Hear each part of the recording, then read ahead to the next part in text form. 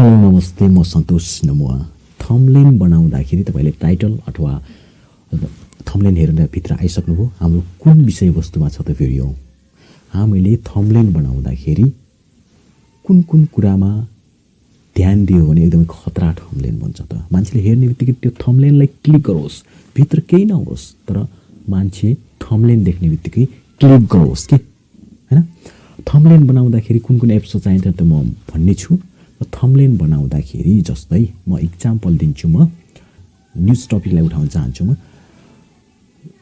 बालेन शाहको भनौँ हैन, काठमाडौँका मेयर बालेन शाहले आफ्नो भिडियोमा अथवा आफ्नो भाषणमा के कुराहरू बोलेका छन् त? त्यहाँ भाषण मात्रै छ, लेक्चर मात्रै, भिडियो भित्र केही छैन, तर उहाँले के बोल्नु भएको छ त?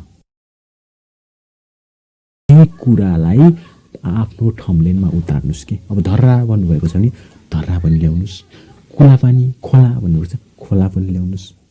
बालेन शाह जीको फोटो त अवश्य नै हुने भयो। त्यसपछि हर्क सापाङलाई जोड्नु भयो, उहाँलाई पनि ल्याउनुस्। अरू नेताहरूलाई नाम लिनुभयो, उहाँहरूले पनि जोड्नुस्। यसरी तपाईँले बनाउँदा सबै कुरालाई जे कुरा बोल्नुभएको छ त्यही कुरालाई आफ्नो थम्बनेलमा तपाईँले उतारिदिनु भयो भने तपाईँको थम्बनेल एकदम खतरा बन्नेछ।